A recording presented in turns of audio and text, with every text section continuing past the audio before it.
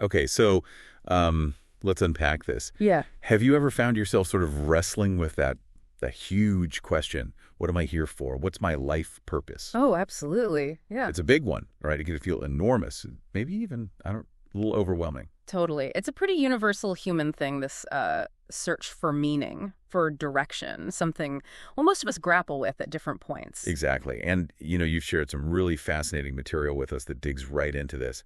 So for this deep dive, our mission, really, is to cut through some of the noise, to break down this whole concept of life purpose and just make it feel more practical, understandable, and maybe most importantly, discoverable for you. Right. We're going to explore what life purpose actually, means, getting past the buzzwords. Yeah. And we'll look at why leaning into it really matters, linking it directly to well-being. We'll definitely tackle those common myths, those misconceptions that often get in our way, sometimes without us even, realizing it. Yeah, those are key. Then we'll dive into some actual steps, drawing from the material you gave us on how you can start that process, how you can begin figuring out your own unique purpose. What's really interesting about the sources you pull together is it doesn't just define it. It feels more like it offers a kind of roadmap. Yeah, a framework. Not just for finding it, but even actually for how to talk about it with other people, which is interesting. It really frames it as more of a journey that feels right. It certainly does, a process. So, okay, let's start right at the beginning. What is life purpose? Because it's definitely more than just like a job title or what you do 9 to 5, isn't it? Oh, much more. As your sources really explore, life purpose is less about a specific role. Right. And much more about a deep sense of meaning, of direction. Think of it maybe as the why behind what you do. Ah, the why. Yeah, the core motivation that kind of guides your actions, your choices. Okay, why do you put your energy into this instead of that?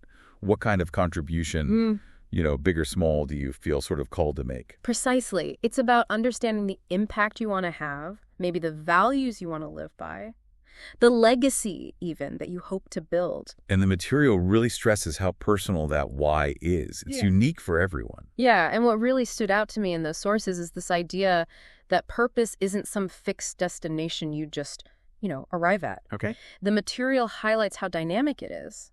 It stresses that life purpose can, and actually often does, evolve over time. As we grow, as we learn, as we change, it's not about finding the one perfect answer forever. Oh, that's actually a huge relief right there. Takes the pressure off finding the one thing. Right. It can shift as we shift. That makes so much sense. It really does. It gives you permission sort of to explore different paths without feeling like you failed if your sense of purpose grows or, takes a new turn later on. And speaking of different paths, your material also touched on some pretty fascinating historical perspectives and psychological ones, too. We saw bits about philosophical ideas like Aristotle's eudaimonia. Yes, eudaimonia. Living a life of flourishing, like reaching your highest potential through virtuous action and living well. Right. It's not just about feeling good, but about doing good, being good. A different kind of happiness, really, linked to fulfillment. And then the sources bring in people like Viktor Frankl. His, profound experiences in concentration camps led him to see meaning as this fundamental human drive, essential even for survival in the absolute worst conditions. That's incredibly powerful, isn't it? It just underscores how deeply ingrained this need for purpose is, a testament really to the human spirit's resilience. And then shifting over to psychology, you have figures like Carl Jung, Abraham Maslow, linking purpose to self-actualization, that journey towards becoming the most, complete, authentic version of yourself. Exactly. Fulfilling your potential, Yeah. driven by internal growth, and of course, acknowledging the spiritual side too, which for many people means purpose is rooted in serving something higher or contributing to the collective good. Yeah. It's really compelling how your sources weave all these different threads together, showing that purpose can draw from so many wells. Absolutely. And speaking of untangling threads, one thing the material does really well is clarify the difference between purpose, goals, and passion, because those three get mixed up all the time. Oh, they absolutely do. So easy to confuse them. The sources you shared frame purpose as that big picture why, your guiding star, the ultimate reason, like the example they gave. Yeah. Inspiring others through creativity. That's the direction. Right. Then goals are the concrete steps, the milestones on the path towards that purpose, like deciding to, say, write a book. Okay. That's a goal. And passion. Passion is the fuel. Yeah. It's the energy, the excitement, the sort of sheer enjoyment you get from the activities linked to your purpose and goals. Maybe you just have a deep passion for storytelling itself. So you've got your guiding star, inspiring through creativity. Yep. Your fuel passion for storytelling, and your milestones, writing the book. That analogy from the material is, I think, a great way to keep them distinct, but also see how they connect. I love that visualization. Guiding star, fuel, milestones. Makes it much less abstract. Okay, so let's imagine someone listening is thinking, okay, this is interesting, but, I don't have this clear purpose figured out yet. So what? Does it really matter? And this is where your material makes a really strong case. It doesn't shy away from highlighting the flip side, the experience of lacking a strong sense of purpose. Right. It points out that without that kind of core direction, people can feel, emptiness, maybe more anxiety, a general sense of just drifting, or dissatisfaction with life. But then it pivots. It pivots to the profound benefits that come when you do cultivate a sense of purpose. We're talking increased happiness, better physical health outcomes even. Really? Physical health? Yeah, and a surprising boost in resilience when you're facing life's inevitable challenges. Wow. It even cited some fascinating research I remember from positive psychology, suggesting links between purpose and things like lower stress levels and maintaining better cognitive function as we get older. It's not just a nice to have, it seems. It looks like it has a real tangible impact on overall well-being across your whole life. That's truly remarkable, isn't it? It shifts purpose from being just philosophical to having these real measurable benefits. And I really connected with that image used in the material, purpose acting as an internal compass. Oh, yeah. That's a good one. When you have that deep sense of your why, it helps you orient yourself, right? Yeah. Especially when you're faced with tough choices or, uncertain paths. Absolutely. It provides that internal guidance system, helps you navigate the twists and turns life inevitably throws at you, keeping you aligned with what genuinely matters to you. Okay. Now, as valuable as purpose is, the journey to find it, well, it's often clouded by misconceptions. Your sources did an excellent job shining a light on these common myths that can actually make the search harder. They really did. Yeah. And debunking these feels pretty essential before anyone can really start exploring their own path, Definitely. Okay, let's dive into the first big myth, the material tackles. Right. Myth number 1, you only have one true purpose in life. Oh, I think so many people get stuck right there. This idea that there's a single predetermined thing you have to find, and if you don't, you're off track forever. And the sources push back on this really powerfully. They remind us of something we touched on earlier. People change. Our experiences shape us, our interests evolve, our values might deepen. It's natural, it's even healthy for our sense of purpose to evolve right along with us.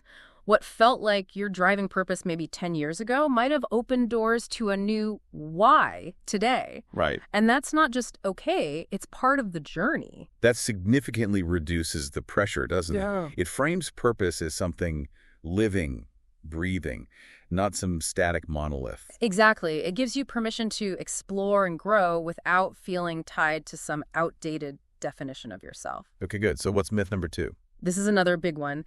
Your purpose has to be something huge, like curing a disease or achieving global fame. Yeah, the idea that purpose is only for, the Mother Teresas or the Elon Musks of the world, that can make it feel completely out of reach for, most people. It certainly can, but your material strongly counters this. It emphasizes that purpose is found just as powerfully in, everyday acts of kindness, in nurturing relationships, in contributing meaningfully within your local community, or even just in the way you approach your daily interactions with integrity. Your purpose doesn't need a grand global stage to be deeply fulfilling and impactful. That's incredibly liberating. It means purpose is accessible to everyone, everywhere, Right. regardless of their job or public profile. Precisely. Makes it much more human scale. All right, myth number 3. Your purpose must be directly tied to your work or career. Yeah. This one is particularly sticky, I think, especially in cultures that really emphasize professional achievement. We often equate what you do with who you are and why you're here. Totally. If your job isn't your grand passion, you must be purposeless. Right. But the sources encourage us to really broaden our perspective here. They remind us that purpose can absolutely be found in hobbies, in volunteer work, in creative pursuits, in how you show up as a friend or a family member. Purpose can be lived out through many different avenues in your life, not just through your paid employment. That's such a vital distinction. It takes that immense pressure off our careers to be the only source of meaning, allowing for a more, I guess, balanced and rich life. Agreed. Hugely important. Okay, myth number 4. Finding your purpose will be a sudden, dramatic eureka moment, like a bolt of lightning. The classic Hollywood version. But your material suggests something much more common and frankly more realistic. Okay. It frames purpose discovery as more of a gradual process. It's about consistent self-reflection, trying new things, paying close attention to what resonates and what doesn't, and recognizing those smaller aha moments that sort of build up over time. So less lightning strike, more like watching a path slowly reveal itself as you actually walk it. Exactly. It requires patience, curiosity, trusting the unfolding process rather than just waiting for a single blinding flash of insight. I'm sensing a theme here across these myths. They all seem to build pressure and create these really rigid expectations. Yeah. While the source material consistently pushes back by suggesting flexibility, patience, and broadening our definition of what purpose even looks like. That's a very insightful observation. Yeah. And it leads right into the final myth the sources address. Okay, lay it on us. Myth number 5. Myth number 5. If you're not already wildly passionate about something, you're doomed to be purposeless. Oof.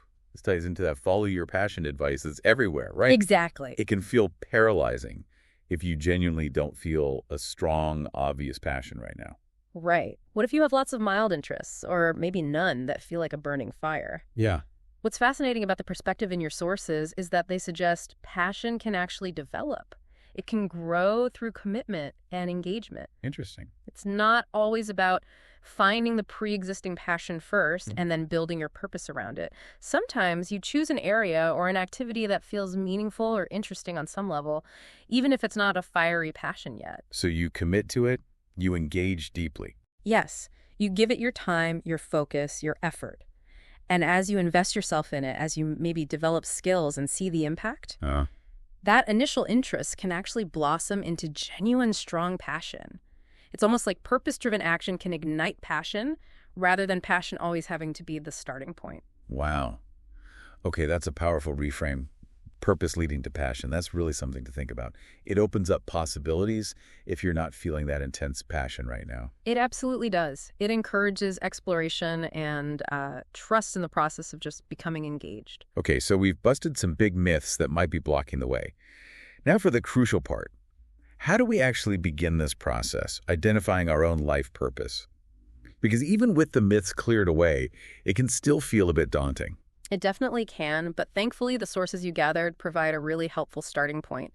They outline some concrete initial steps for this journey of self-discovery. Good. Having that kind of framework makes it much more approachable, I think. Great. Where do we begin, according to this material? Step 1, they suggest, is reflecting on your core values. Your values.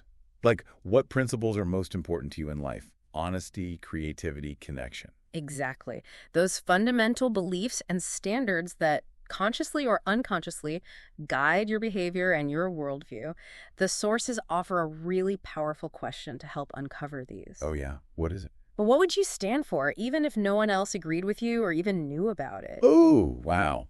That gets right to the core, doesn't it? It does. It strips away all the external stuff, the expectations, and gets to what truly matters to you intrinsically. Precisely. And when you're clear on your values, decision-making often becomes simpler because you have a kind of filter, does this choice align with what I value? Right. Living in alignment with your values naturally starts steering you in a direction that feels purposeful. That makes a lot of sense. Okay, step 2. Step 2 is about paying close attention to what truly energizes you. What activities make you feel alive, vibrant? So less about what you think you should do, more about what actually feels good. Yeah. Like what drains you versus what gives you energy. Yes, exactly. The sources prompt you to ask questions like, what activities make you lose track of time? The flow state. Right. When do you feel most engaged, most present? Those moments where you're just so absorbed, hours can fly by. That's a powerful clue. Yeah. It indicates where your energy flows freely, which is often very closely linked to where you find meaning. That's such a practical way to approach it. Yeah. Instead of trying to just intellectualize purpose, look at where your energy naturally goes. Yes. Where you get lost in a good way. It's about noticing those internal signals your body and mind often know before your conscious brain catches up, you know? Okay, let's maybe wrap this up a bit. we've taken a real deep dive into this truly fundamental human question. What's my life purpose? We really have. We've explored what purpose actually means, getting that understanding of it as the deep sense of meaning and direction, the why, which is distinct from goals, those concrete steps, and passion, which is more like the energy that fuels you.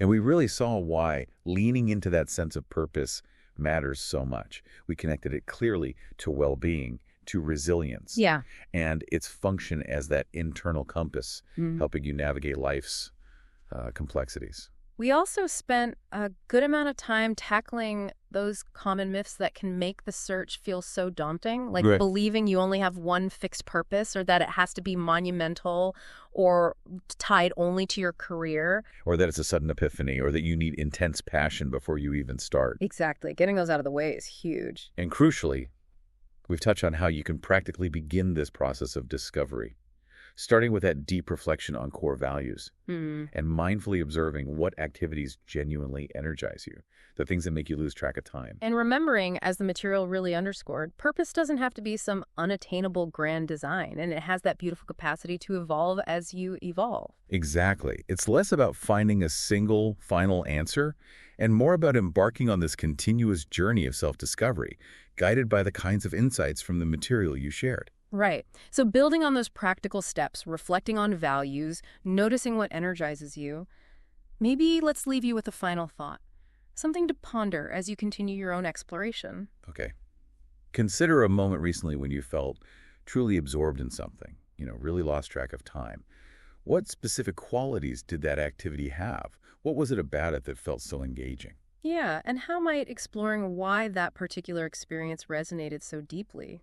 How might that further enrich your understanding of where your personal sense of purpose might lie, or at least where your energy flows most freely? It's a fascinating thread to pull on, isn't it? Just noticing those moments. It absolutely is a great starting point. Well, thanks for joining us on this deep dive into purpose. See you next time. Welcome to a new deep dive. Today, we're tackling something pretty universal in any professional life: workplace conflict. Mm-hmm. And if you're navigating these situations in English, especially in, today's global work environment, well, that adds a whole other layer. It really does, yeah. What might look like just a straightforward disagreement, it can get tangled up pretty fast with different communication styles, maybe cultural takes on conflict, and, well, just plain misunderstandings based on language. Exactly. So for this deep dive, we're using a really smart guide.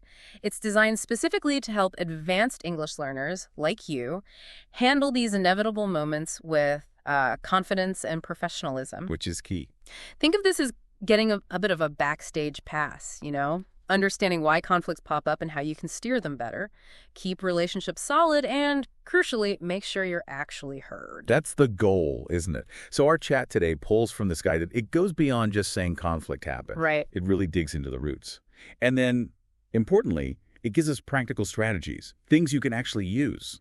Love that actionable stuff. So our mission then is to really understand why professionalism is like your secret weapon when disagreements come up. Absolutely. We'll break down the essential communication skills, walk through a step-by-step framework you can apply, and then look at some of those common scenarios we all face. Sounds like a plan. Yeah. And all focused on doing this effectively in English for the best outcome. Precisely. Okay, so first things first. Workplace conflicts. They're not like rare events, are they? They're just part of the package deal. Pretty much inevitable, yeah.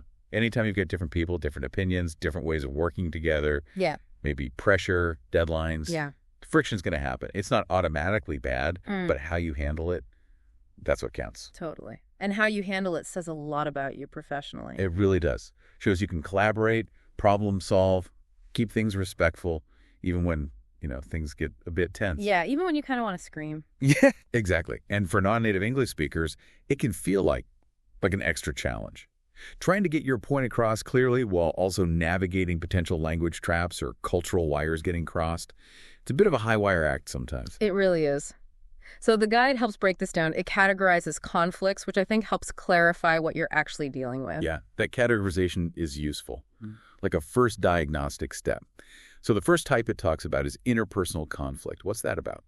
Right, so these are the clashes between people. Often it's down to personalities, different work styles clashing, or maybe just misunderstandings that kind of snowball. Hmm. Think of team members who just seem to, I don't know, rub each other the wrong way. Maybe one's super detail-oriented, the other's big picture. Right, and they just approach everything differently. Or the guide mentions the classic one, Yeah. disagreements over who gets credit. Oh, yeah.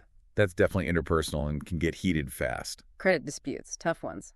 Okay, moving on. There's task-related conflict. So this is less about the people, more the work itself. Exactly. Disagreements about the actual job, how to approach a project, deadlines, how to use resources, maybe even different ideas about the main goal. Okay. Like a team brainstorming, right? Right. You might have really different ideas on strategy, and that can lead to some pretty vigorous task-related conflict. Makes sense. It's about the what and how. And the last category is leadership conflicts. Yeah, this involves tension between employees and management, or anyone in authority, really. Mm-hmm. Often comes from disagreeing with decisions, Mm-hmm. feeling micromanaged, that's the example the guide uses, or just different views on the overall strategy. Got it. Okay, so we have these types. But understanding the root causes feels even more critical, right? Like you said, diagnosis.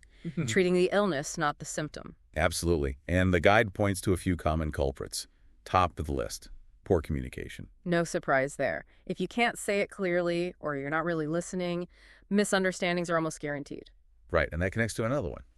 Unclear roles and responsibilities. Yeah. If people aren't sure who's doing what, or there's overlap. Conflict is almost bound to happen. Then you've got competing priorities. Different teams, maybe even people in the same team, pulling in different directions. Very common in bigger places. Definitely. And super relevant for our listeners, cultural differences. Big one. Huge. Affects communication styles, expectations, often without anyone even realizing it's a factor until something goes wrong. Yeah. And let's not forget just stress, heavy workloads, people get short-tempered. Patience wears thin, absolutely. Yeah. It's interesting, though, how many of these really boil down to a lack of clarity or alignment or just basic understanding, often fueled by communication gaps or those cultural blind spots. Yeah, when you lay them out like that. So figuring out the type of conflict and the likely root cause, that's the first real step to fixing it. It is. Like a doctor figuring out why you have a fever before prescribing anything. You need to know the source to address it properly. Target the real problem. Makes total sense. Okay, conflicts happen. We can spot them, figure out why. The guide then really hammers home the need for professionalism when you're handling them.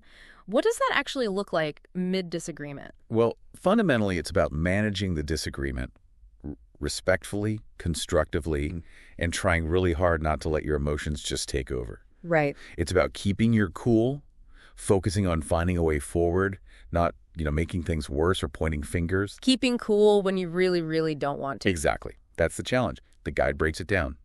First one, remaining calm. Which is tough, especially if you feel strongly or unfairly treated. It takes real effort. The guide stresses things like avoiding raising your voice using aggressive words, letting frustration bubble over. Staying calm helps de-escalate things for everyone. Okay. Allows for a more rational discussion. Simple things help, like deep breaths. Or even just saying, you know what, let's take 5 minutes. Yeah, that little pause can be powerful. Yeah. Okay, next up, being objective.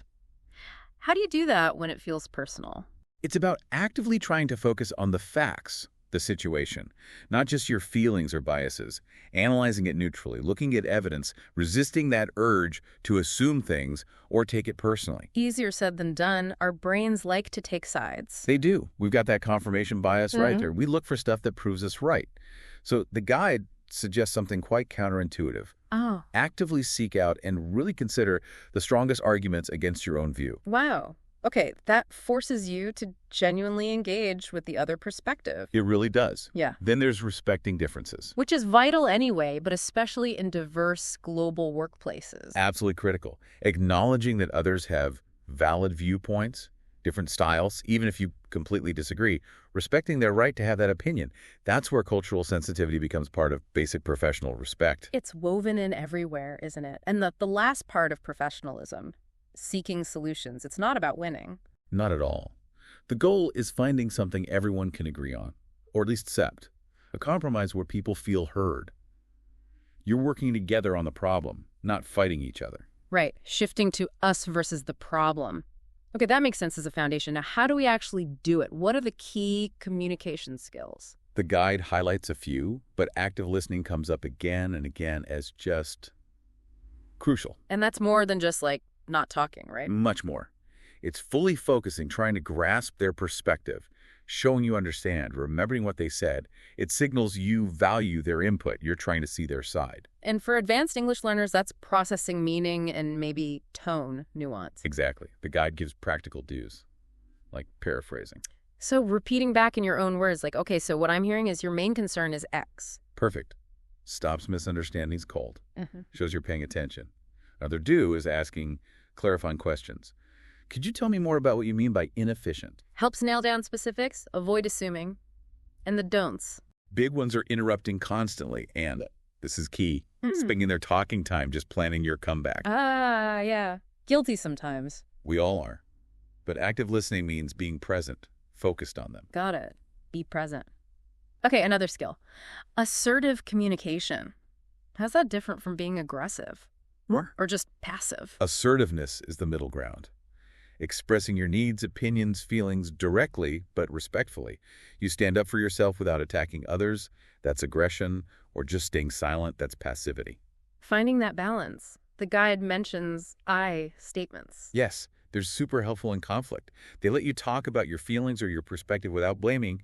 Focus on how you feel, not what they did wrong. So instead of, you always interrupt me. Which makes people defensive immediately. You could say, I feel frustrated when I can't finish my point.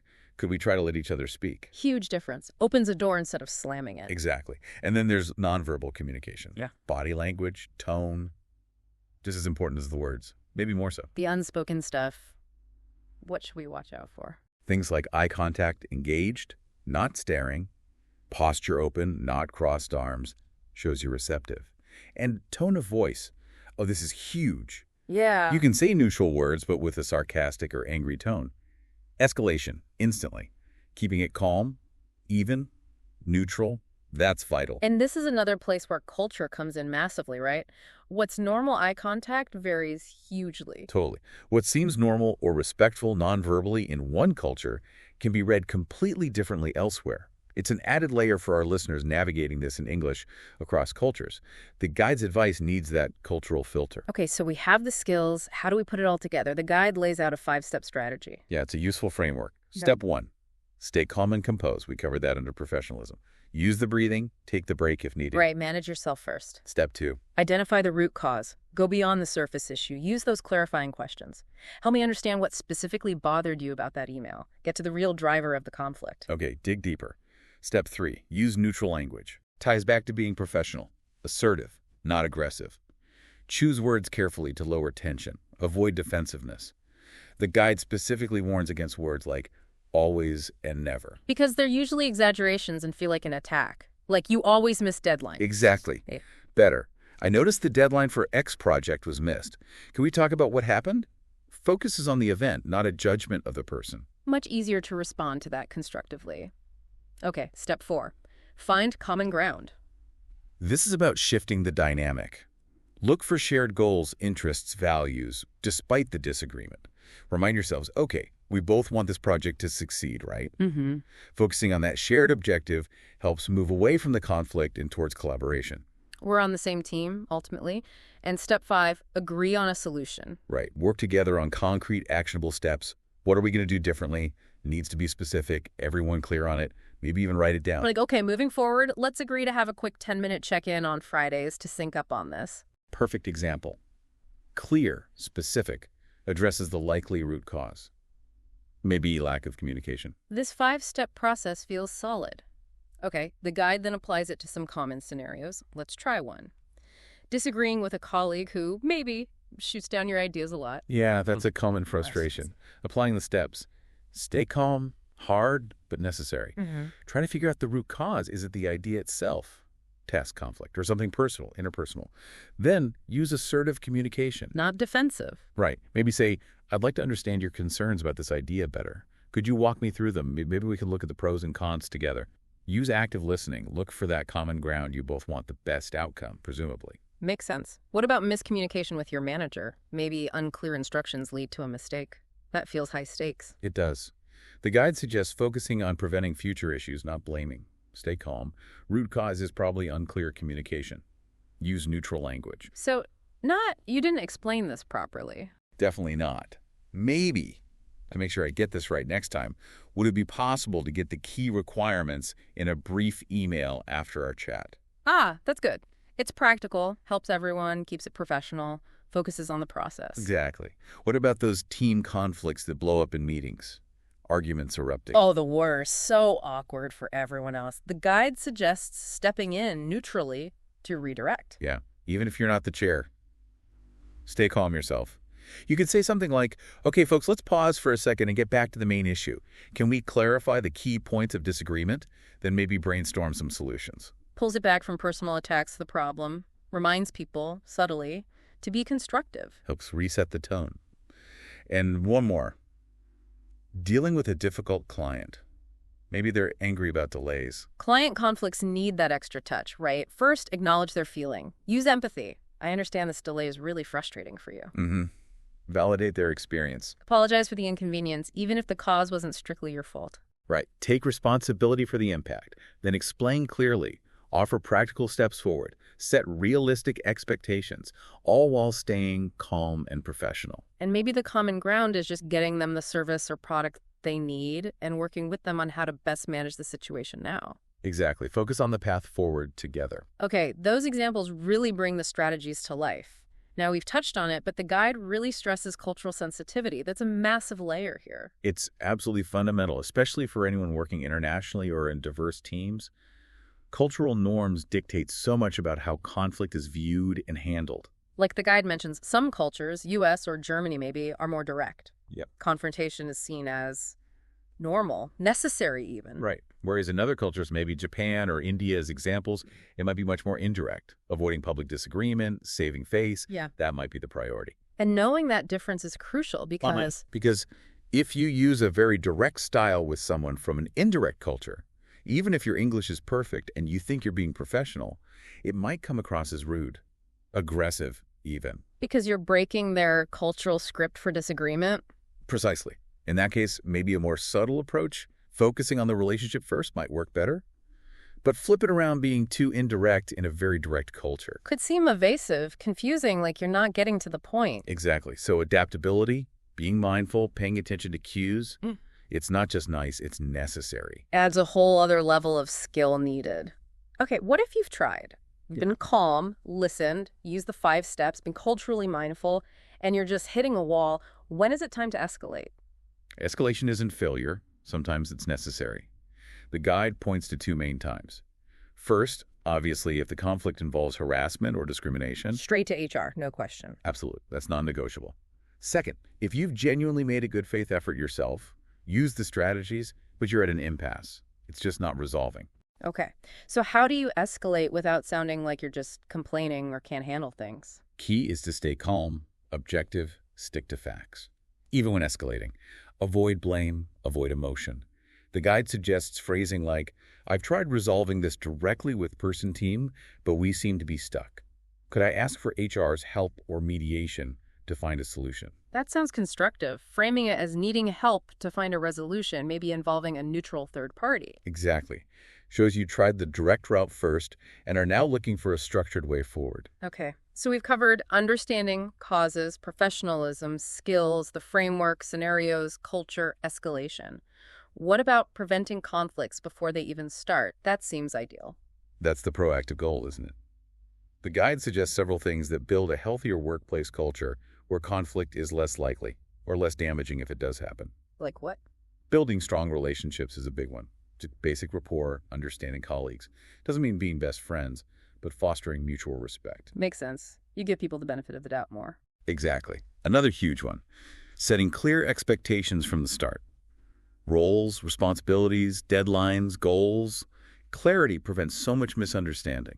Ambiguity is definitely a breeding ground for conflict. It really is. And finally, encouraging open communication. Creating an environment where people feel safe to give feedback, raise concerns early, catching things when they're small. Like having regular check-ins or feedback loops built in. Precisely. These things create a workplace that's just fundamentally more collaborative and less likely to let disagreements fester. This has been incredibly useful. So pulling it all together from this deep dive, what are the absolute core takeaways? I'd say emotional intelligence, managing yourself, reading others, clear communication that's assertive but respectful, and always, always focusing on solutions, not blame. Got it. And these aren't just conflict skills, are they? They're about building a better, more productive work environment for everyone, where people feel heard and valued. Absolutely. And the guide has one last really practical tip, especially for advanced English learners. Practice key conflict resolution phrases. Ah, like rehearsing the language itself. Good one for confidence. Exactly. Get comfortable saying things like, let's see if we can find some middle ground, or I appreciate your perspective, here's how I see it, or help me understand. Having those phrases ready makes you feel more prepared when a situation pops up. Like having a diplomatic toolkit ready to go. I like that. It really helps. This has been such an insightful deep dive. I agree. It's clear that learning to handle workplace conflict professionally, especially doing it in English across cultures, that's a really valuable skill set. It can make a huge difference in your career and just your daily work life. For sure. It turns something potentially negative into a chance for growth for you and the team. So maybe here's a final thought for you to chew on. We've talked a lot about understanding cultural differences to resolve conflict after it happens. But what if you flip that? How could using that same cultural awareness proactively help you build stronger, more inclusive, maybe even more innovative global teams from the get-go? Yeah. Moving from reaction to prevention. Right. Right. So think about it. What's one small shift you could make in how you communicate starting today to be more mindful of those cultural nuances and build bridges before any conflict even starts? That's a really great question to end on. Definitely something worth thinking about. It is.